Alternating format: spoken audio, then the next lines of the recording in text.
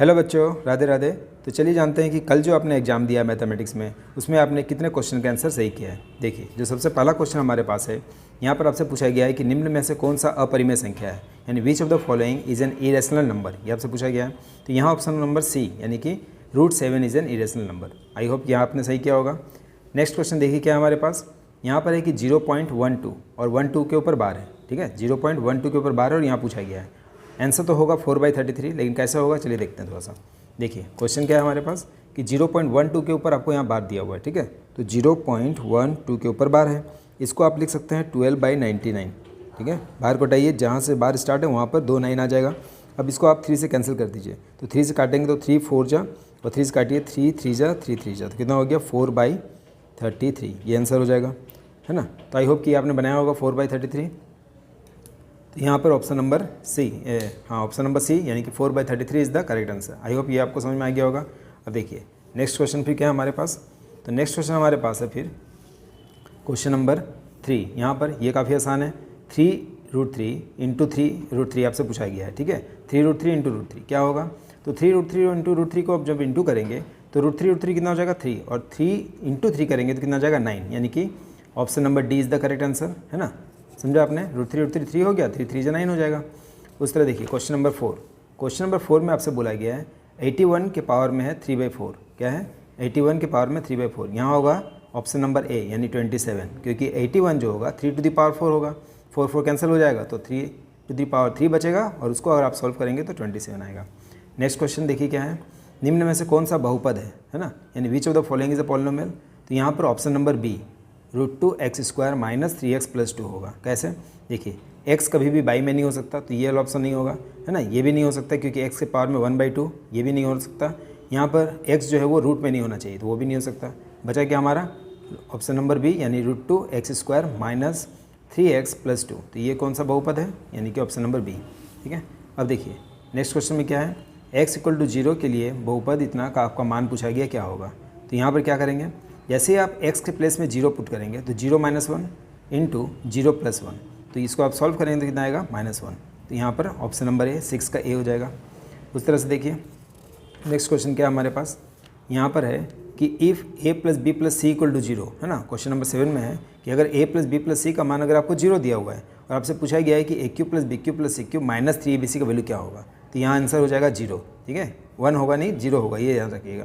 कैसे होगा, क्योंकि आपने पढ़ा है a³ + b³ + c³ - 3abc का जो फॉर्मूला होता है वो क्या होता है, a + b + c a² b² c² -ab - bc - c है। और वहाँ पर अगर हम लोग a + b + c का वैल्यू अगर 0 पुट करेंगे तो आंसर आ जाएगा 0, ठीक है। आई होप ये भी आपको क्लियर होगा। अब नेक्स्ट क्वेश्चन देखिए। यहाँ पर आपको मिड टर्म ब्रेक यानी फैक्टराइज करना था। 6x² - x - 2, तो यहाँ आपको फैक्टराइज करना था। 6 2 जा कितना हो रहा है 12, इसको अगर आप इंटू करेंगे तो कितना आ जाएगा 6 2 जा 12 आ जाएगा, और इसको अगर आप सॉल्व करेंगे तो आपका आंसर आ जाएगा 3x - 2 और 2x + 1, ठीक है। Option number B is the correct answer. I hope ये आपने किया होगा। अब देखिए क्वेश्चन नंबर यहाँ पर 9 में आपसे पूछा गया है कि बिंदु जो है -3 4 किस पाद में स्थित होगा, यानी कि किस क्वाड्रेंट में स्थित होगा। In which quadrant will the point -3 4 lie, तो किस क्वाड्रेंट में होगा। तो यहाँ पर आप जैसा कि आप पढ़े होंगे ये जो हमारा होगा सेकेंड क्वाड्रेंट में, क्योंकि क्या है -3 और +4 है, तो माइनस और प्लस तो क्या हो जाएगा ये सेकेंड क्वाड्रेंट में आएगा, ठीक है। अब देखिए क्वेश्चन नंबर 10 में क्या है हमारे पास। यहाँ पर आपको बोला गया है कि बिंदु 1 और 5 की कोटि क्या है। तो आपको पता है पहले वाले को हम लोग क्या बोलते हैं भुज, और दूसरे वाले को कोटि। तो भुज पूछता तो 1 होता, कोटि पूछता तो 5 होता, तो यहाँ से कोटि पूछा गया है यानी क्या हो जाएगा 5, ठीक है। नेक्स्ट क्वेश्चन देखिए क्या है। निम्नलिखित में कौन सा रेखिक समीकरण है, रेखिक, ये ध्यान दीजिएगा, रेखिक समीकरण है। अगर आपने पहला नंबर में टिक कर दिया, जैसा कि जिस स्टूडेंट ने यहाँ पर किया है टिक, तो यहाँ पर x² - 1, तो ये रॉन्ग हो जाएगा, क्योंकि ये रेखिक समीकरण नहीं, ये द्विघात समीकरण है। यहाँ पर भी अगर सॉल्व करेंगे इसको तो a + b का होल स्क्वायर क्या होगा a² जैसे होगा तो x² आ जाएगा, यानी ये भी नहीं हो सकता। तो क्या होगा option number C is the correct answer, क्योंकि यहाँ अगर आप इसको इंटू भी करते हैं तो पहले x² आएगा, ये x² इस x² के साथ कैंसिल आउट हो जाएगा, और यहाँ पर हमारा खाली है ना रेखिक समीकरण आ जाएगा, क्योंकि x² कैंसिल हो जाएगा और बाकी सब में x² आ रहा है ना। तो यानी option number C is the correct answer, ठीक है। नेक्स्ट क्वेश्चन देखिए क्या है। इस क्वेश्चन में आपसे पूछा गया है कि y - 2 = 0 की तुलना इससे करना है। तो यहाँ देखिए x है ही नहीं, जब x नहीं है यानी कि a क्या हो जाएगा 0, तो a 0 हो जाएगा। उसी तरह से देखिए b क्या हो जाएगा, तो b क्या है y के साथ y का कोफिशिएंट, तो y के साथ जो रहता है वो b होता है, तो y के साथ क्या है कुछ नहीं मतलब 1, यानी कि यहाँ 1 हो जाएगा, ठीक है। और सी क्या है -2, तो यहाँ हो जाएगा -2, यानी ऑप्शन नंबर ए 0, बी 1 और सी हो जाएगा -2। ठीक है, उस तरह से देखिए फिर आपको नेक्स्ट क्वेश्चन नंबर 13 में क्या बोला गया है। क्वेश्चन नंबर 13 में यहाँ से पूछा गया है, ये भी काफ़ी आसान है। 2x + 3y = 12 का हल पूछा गया आपसे। बस आपको यहाँ पर ये ऑप्शन लेके ट्राई करना होगा। अगर यहाँ पर 3 और 1 को अगर हम लोग ट्राई करते हैं तो यहाँ 3 बैठाएंगे तो 3 × 2 = 6 हो जाएगा 6, और यहाँ 1 बैठाएंगे तो 3 × 1 = 3, तो 6 + 3 ये 12 नहीं आएगा ना। तो ये जब आप सॉल्व करेंगे तो यहाँ देखेंगे कि ये आंसर हो जाएगा आपका। ठीक है, x का वैल्यू 0, यहाँ पर 2 × 0 कर लीजिए और 3 × 4 कर लीजिए, 3 × 4 = 12, और यहाँ 0 + 12 तो 12 आ जाएगा, यानी option number B is the correct answer. उस तरह से देखिए क्वेश्चन नंबर 14 में क्या बोला गया है। यहाँ बोला गया आपसे कि यदि x का मान 2 हो, y का मान 1 हो, तो इसका यहाँ पर k का मान निकालना है। काफ़ी आसान है। क्या करेंगे आप, यहाँ पर 2 पुट करिए, 2 × 2 = कितना हो जाएगा 4, प्लस 3 × 1 = 3, तो 4 + 3 = 7, यानी कि option number C 7 is the correct answer. ठीक है ना, काफ़ी आसान था। आई होप ये क्वेश्चन काफ़ी आसान था। ठीक है, अब देखिए नेक्स्ट क्वेश्चन क्या है। उस एक बिंदु की विमाओं की संख्या, विमाओं मतलब डायमेंशन, यानी कि अब देखिए बिंदु का तो डायमेंशन होता नहीं, डायमेंशन मतलब लंबाई चौड़ाई ऊंचाई ये सब होता नहीं है, यानी कि इसकी विमाओं की संख्या क्या होगा 0 होगा। ठीक है, ऑप्शन नंबर ए 15 का ए। 16 में क्या है, 85 डिग्री का संपूरक कोण, अगर पूरक पूछता तो 90 से माइनस करेंगे, संपूरक पूछेगा तो 180 से माइनस करेंगे। तो 180 से अगर आप 85 को माइनस करेंगे तो आंसर आएगा 95 डिग्री, ये आंसर होगा। ठीक है, अब देखिए नेक्स्ट क्वेश्चन क्या है। यहाँ पर आपको यहाँ पर x का वैल्यू फाइंड आउट करना है क्वेश्चन नंबर 17 में, और ये आपको पैरेलल भी दिया हुआ है। ये ध्यान रखिएगा, पैरेलल दिया हुआ है, अगर नहीं दिया होता तो काफ़ी दिक्कत होता। ये पैरेलल दिया हुआ है। अब आपने पढ़ा है कि PAC और ACB ये दोनों को अगर हम ऐड करेंगे तो 180 हो जाएगा, है ना, को इंटरएंगल से। एक ही ओर के अंतःकोणों का मान कितना होता है 180, तो इस दोनों का आप ऐड कर लीजिए और 180 से माइनस करिए। तो इस दोनों को ऐड करके 180 से माइनस करेंगे तो x का वैल्यू निकल जाएगा। ठीक है, 48 में 64 को ऐड करिए और 180 से माइनस करिए, x का वैल्यू निकल जाएगा। तो यहाँ पर आंसर आएगा आपका 68 डिग्री। ठीक है, अब देखिए नेक्स्ट क्या है, क्वेश्चन नंबर 18। यहाँ आपसे पूछा गया है कि अगर Q R के बराबर हो, है ना, एंगल Q एंगल R के बराबर हो, PQ आपको 13 दिया हुआ है, QR 15 है, तो PR का मान क्या होगा। तो बहुत बच्चे यहाँ क्या गलती करेंगे, ये 15 है ना, तो वो 15 में टिक कर देंगे, तो यहाँ गलत हो जाएगा। ये आपको ध्यान देना है कि QR के बराबर है, जो एंगल बराबर हो उसका ऑपोजिट साइड बराबर होता है। तो इस आधार पर यहाँ पर PQ अगर 13 है तो PR भी कितना होगा 13 हो जाएगा। ठीक है, इसको देखिए अगर हम लोग बनाने की कोशिश करते हैं फिगर, तो फिगर में बना के समझाते हैं। देखिए क्या करना, आपको एक ट्रायंगल बना लीजिए PQR। ठीक है, देखिए एक मैंने यहाँ ट्रायंगल बना लिया PQR। इस ट्रायंगल में आपसे क्या पूछा गया है, यहाँ आपसे बोला गया इसमें पहले लेबलिंग कर लीजिए। तो यहाँ मैंने नाम दे दिया इसमें P, यहाँ Q और यहाँ पर R। ठीक है, PQR। अब यहाँ पर आपसे क्या बोला गया था, QR के बराबर। देखिए QR के बराबर है, अगर QR के बराबर है तो Q का ऑपोजिट में कौन सा है PR, और इसके ऑपोजिट में कौन सा साइड है बताइए PQ। ठीक है, और यहाँ पर आपको PQ दिया हुआ था कितना 13, तो आपसे पूछा गया था QR कितना होगा, तो QR आपसे पूछा गया था। ठीक है, कि नहीं यहाँ पर QR तो दिया हुआ है ना 15 सेंटीमीटर, PR पूछा गया, ये पूछा गया था।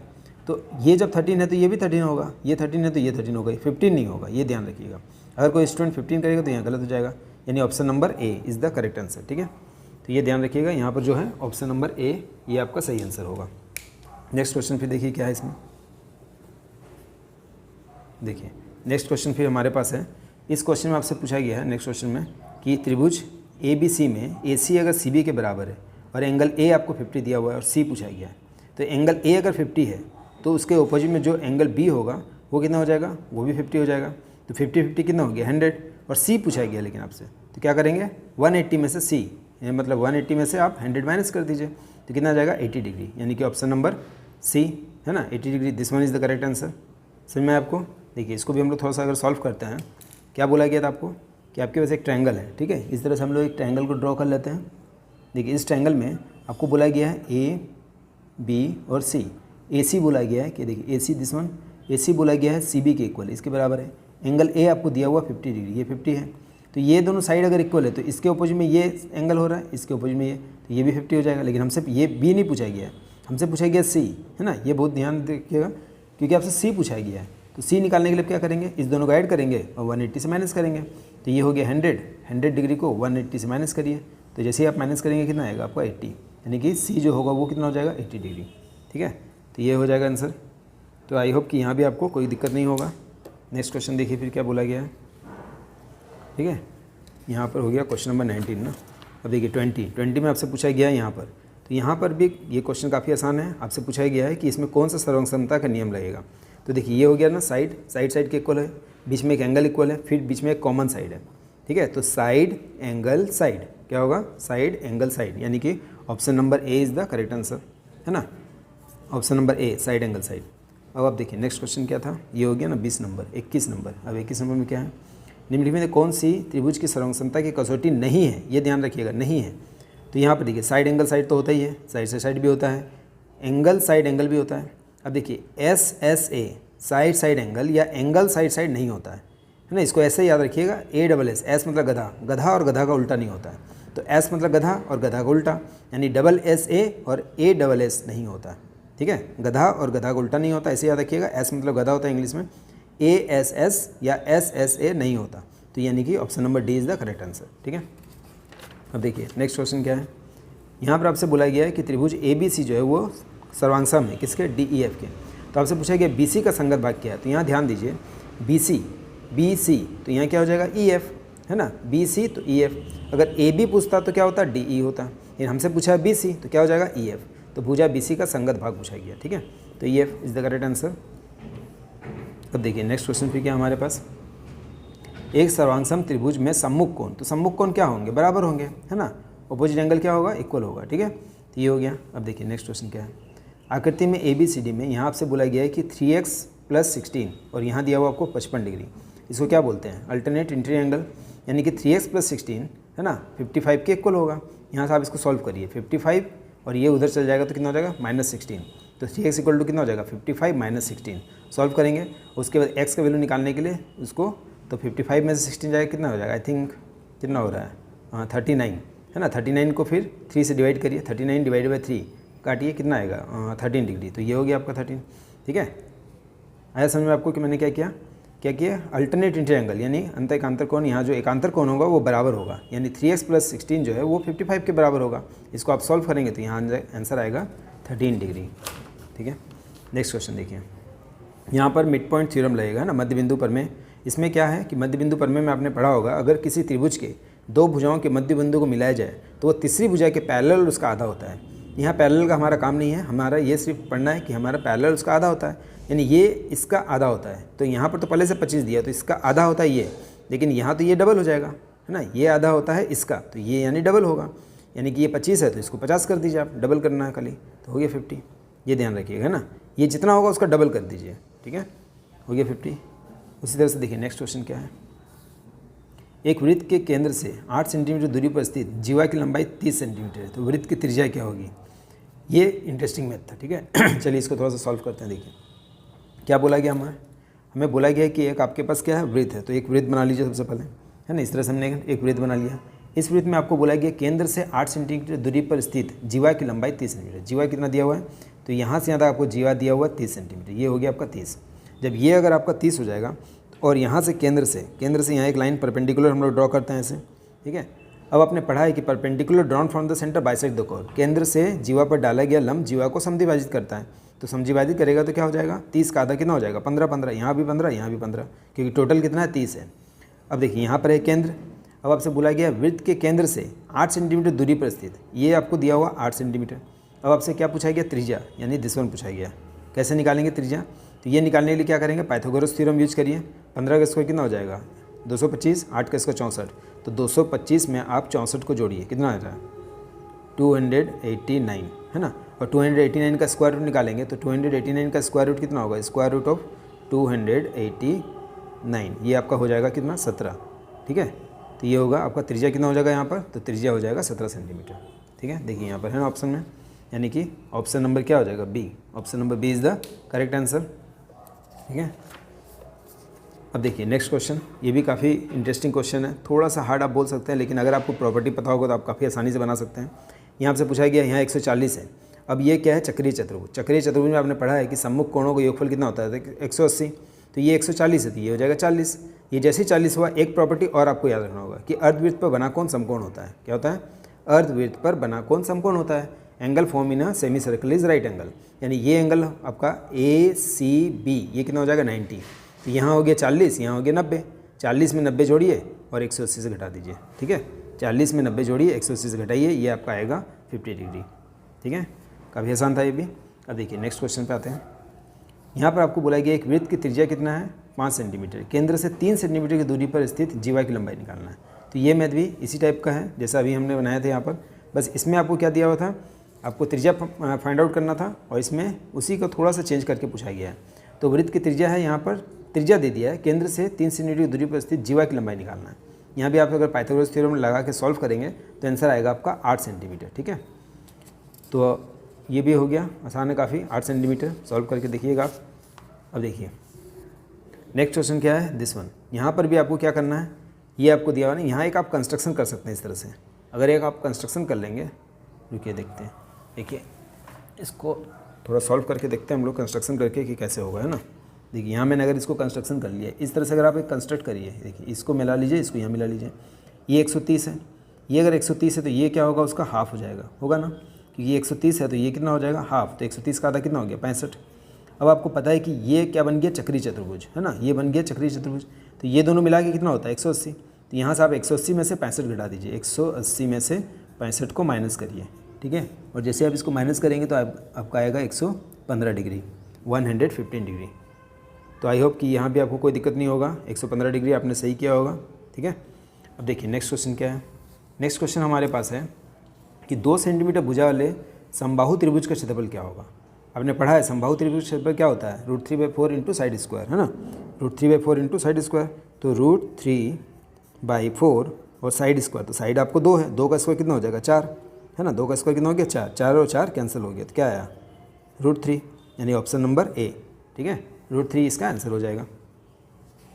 ये क्वेश्चन तो आई थिंक सबने सही किया होगा, क्योंकि फॉर्मूला आपको सिर्फ पता होना चाहिए था, √3/4 इंटू साइड स्क्वायर, और आसानी से आप इसको सॉल्व कर सकते हैं। देखिए अब नेक्स्ट क्वेश्चन है यहाँ पर 5, 12 और 13 सेंटीमीटर भुजा वाले त्रिभुज का क्षेत्रफल क्या होगा।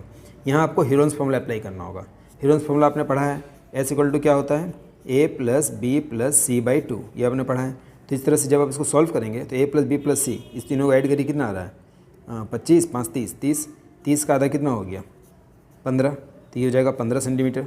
फिर यहाँ पर आपको एक और फॉर्मूला यूज करना है, S आपने पढ़ा है, S - A, फिर S - B और S - C, ये फॉर्मूला आप अप्लाई करेंगे तो यहाँ से आप आसानी से इसको सॉल्व कर सकते हैं। तो देखिएगा इसको आप सॉल्व करेंगे तो कितना आएगा 30 सेंटीमीटर स्क्वायर, ठीक है। आई होप आपका आंसर आया होगा 30 सेंटीमीटर स्क्वायर, तो ये हो जाएगा आपका सही आंसर, है ना, 30 सेंटीमीटर स्क्वायर। यही वाला आपको फॉर्मूला यूज करना है, S और दिस वन, ये दोनों फॉर्मूला अगर आप अप्लाई करेंगे तो आंसर आ जाएगा, है ना। अब देखिए नेक्स्ट क्वेश्चन क्या है, 8 सेंटीमीटर त्रिज्या वाले अर्धवृत्त का कुल पृष्ठीय क्षेत्रफल क्या होगा, ये आपसे पूछा गया है।